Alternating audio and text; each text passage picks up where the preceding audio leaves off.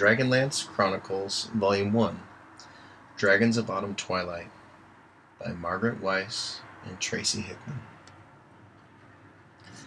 An unlikely group of heroes. Tanis Half-Elven, leader of the Companions, a skilled fighter who detests fighting. He is tormented by love for two women, the tempestuous swordswoman Kitiara and the enchanting elf maiden Lorana. Sturm Brightblade, Knight of Solamnia, once revered in the days before the Cataclysm, the knights have since fallen into disgrace. Sturm's goal, more important to him than life itself, is to restore the honor of the knighthood. Goldmoon, Chieftain's daughter, bearer of the blue crystal staff, her love for a tribal outcast Riverwind leads them both on a dangerous quest in search of the truth.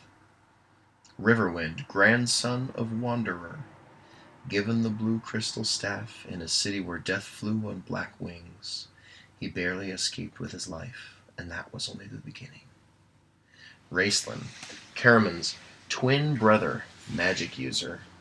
Though his health is shattered, Raistlin possesses great powers beyond his young age, but dark mysteries are concealed behind his strange eyes. Caramon, Raistlin's twin brother, warrior. A genial giant of a man, Caramon is the exact opposite of his twin. Raistlin is the one person he cares for, and the one person he fears. Flint Fireforge, dwarf, fighter. Tanis's oldest friend, the ancient dwarf regards these youngsters as his children. Tasselhoff Burfoot, Kinder, handler. Kinder, the nuisance race of Kryn, are immune to fear. Consequently, trouble just seems to follow them home. The Eight are given the power to save the world, but first they must learn to understand themselves and each other.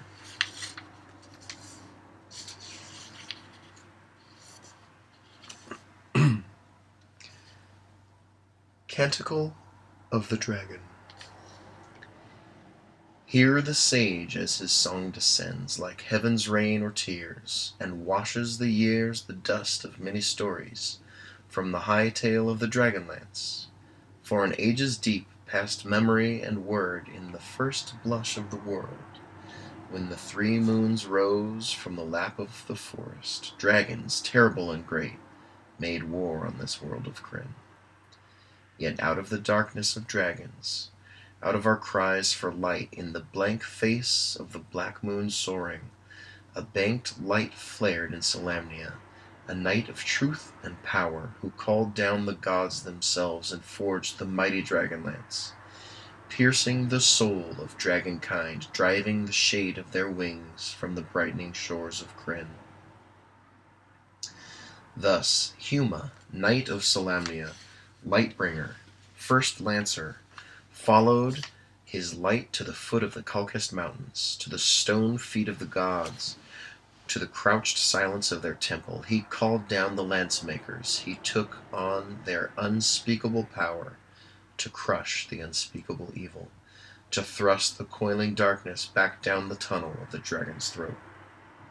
Paladine, the great god of good, shone at the side of Huma, strengthening the lance of his strong right arm, and Huma, ablaze in 1,000 moons, banished the Queen of Darkness, banished the swarm of her shrieking hosts back to the senseless kingdom of death, where their curses swooped upon nothing and nothing deep below the brightening land.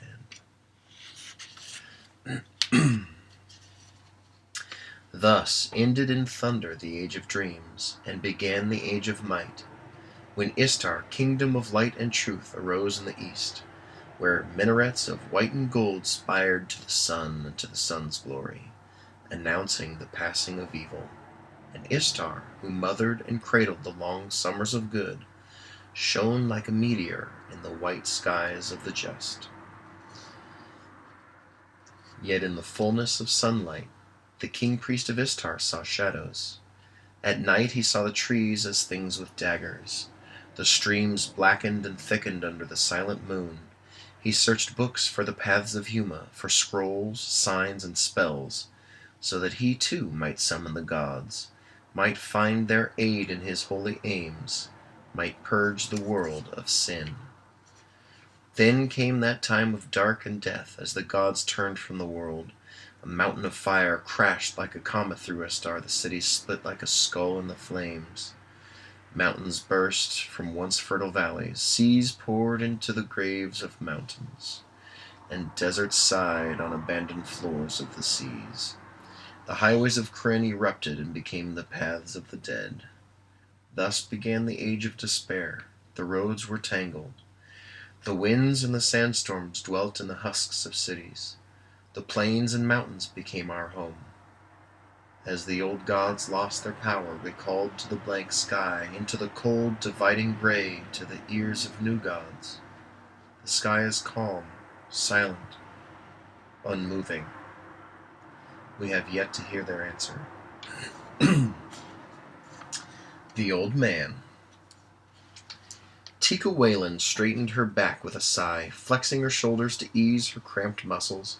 She tossed the soapy bar rag into the water pail and glanced around the empty room. It was getting harder to keep up the old inn. There was a lot of love rubbed into the warm finish of the woods, but even love and tallow couldn't hide the cracks and splits in the well-used tables, or prevent a customer from sitting on an occasional splinter. The inn of the last home was not fancy, not like some she'd heard about in Haven. It was comfortable. The living tree in which it was built wrapped around its ancient arms around it lovingly. The living tree in which it was built wrapped its ancient arms around it lovingly, while the walls and fixtures were crafted around the boughs of the trees with such care as to make it impossible to tell where nature's work left off and man's began. The bar seemed to ebb and flow like a polished wave around the living wood that supported it. The stained glass in the window panes cast welcoming flashes of vibrant color across the room. Shadows were dwindling as noon approached. The inn of the last home would soon be open for business. Tika looked around and smiled in satisfaction. The tables were clean and polished. All she had left to do was sweep the floor. She began to shove aside the heavy wooden benches as Odick emerged from the kitchen, enveloped in a fragrant steam. "Should be another brisk day for both the weather and business," he said, squeezing his stout body behind the bar. Don't laugh at me. He began to set out mugs, whistling cheerfully. "I'd like the business cooler and the weather warmer," said Tika, tugging at a bench. "I walked my feet off yesterday and got little thanks and less tips. Such a gloomy crowd, everybody nervous, jumping at every sound. I dropped a mug last night, and I swear Retark drew his sword." "Pah!" Odick snorted. "Retark's a Solis Secret Guard. They're always nervous. You would be too if you had to work for Hedrick. That Watch it!" Tika warned. Odick shrugged. "Unless the High Theocrat can fly now, he won't be listening to us. I'd hear his boots on the stairs before he could hear me." But Tika noticed he lowered his voice as he continued. "The residents of Solis won't put up with much more, mark my words. People disappearing, people dragged off to who knows where. It's a sad time." He shook his head. Then he brightened. "But it's good for business." "Until he closes us down," Tika said gloomily. She grabbed the broom and began sweeping briskly. "Even theocrats need to fill their bellies and wash the fire and brimstone from their throats," Odick chuckled. "It must be thirsty work haranguing people about the new gods day in and day out. He's in here every night." Tika stopped her sweeping and leaned against the bar. "Odick," she said seriously, her voice subdued. "There's other talk, too. Talk of war. Armies massing in the north. And there are these strange, hooded men in town, hanging around with the High Theocrat, asking questions." Odick looked at the 19-year-old girl fondly, reaching out, patted her cheek. He'd been father to her ever since her own had vanished so mysteriously. He tweaked her red curls. "War, puh," he sniffed. "There's been talk of war ever since the Cataclysm. It's just talk, girl. Maybe the Theocrat makes it up just to keep people in line."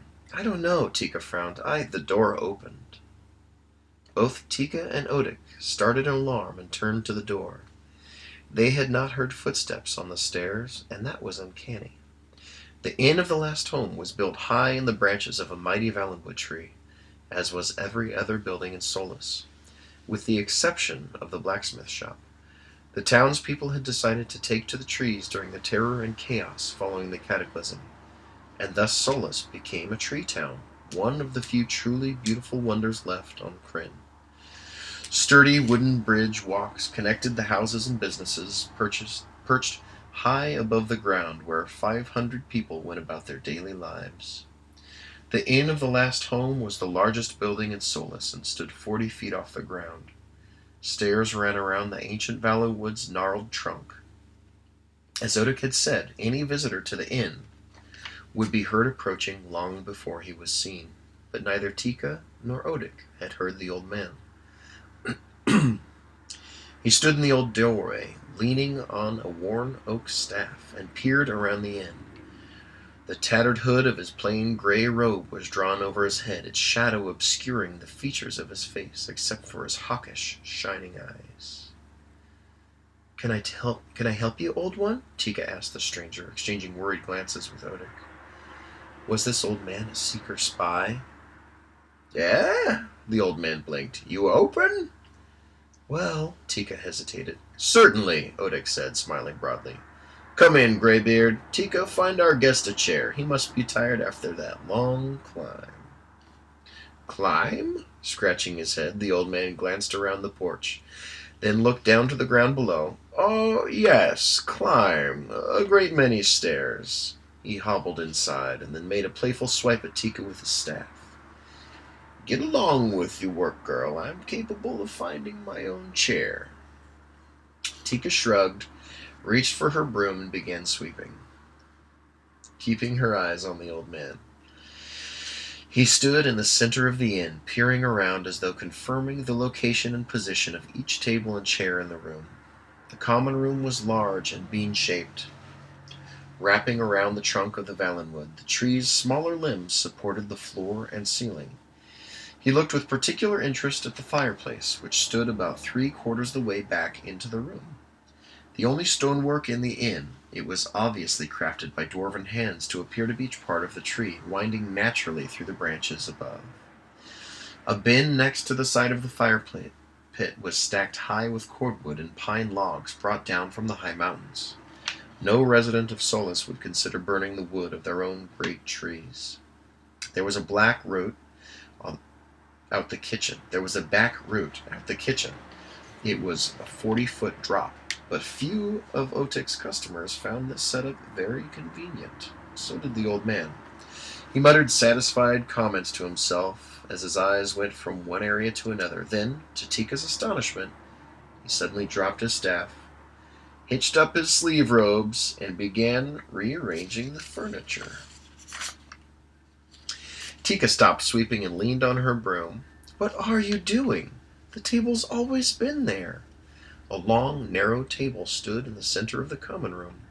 The old man dragged it across the floor and shoved it up against the trunk of the huge valenwood, right across from the fire pit, then stepped back to admire his work. "There," he grunted. "Supposed to be closer to the fire pit. Now bring over 2 more chairs. Need 6 around here." Tika turned to Odek. He seemed about to protest, but at that moment there was a flaring light from the kitchen. A scream from the cook indicated that grease had caught fire again. Odek hurried toward the swinging kitchen doors. "He's harmless," he puffed as he passed Tika. "Let him do what he wants within reason. Maybe he's throwing a party." Tika sighed and took 2 chairs over the old man as requested. She sat them where he indicated. "Now," the old man said, glancing around sharply, "bring 2 more chairs, comfortable ones, mind you, over here. Put them next to the fire pit in this shadowy corner." "'Tisn't shadowy," Tika protested. "It's sitting in full sunlight." "Ah," the old man's eyes narrowed. "But it will be shadowy tonight, won't it? When the fire's lit." I suppose so," Tika faltered. Bring the chairs, that's a good girl, and if I want one right here. The old man gestured at a spot in front of the fire pit. For me. Are you giving a party, old one? Tika asked, as she carried over the most comfortable, well-worn chair in the inn. A party? The thought seemed to strike the old man as funny. He chuckled. Yes, girl, it will be a party such as the world of Kryn has not seen since before the cataclysm. Be ready, Tika Whalen, be ready. He patted her shoulder, tousled her hair, then turned and lowered himself, bones creaking, into the chair. A mug of ale, he ordered.